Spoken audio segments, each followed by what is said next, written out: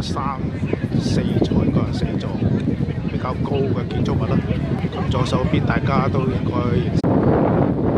Hello，我咧就喺上海嘅南京華人街一直咁行過嚟環塔呢邊啦。大家見到前面有幾座高嘅建築物啦。咁左手邊嗰座大家應該認識啦，就係豬頭。右手邊有3座咧，都係出名嘅，俗稱為上海三件套啊，全國三件套。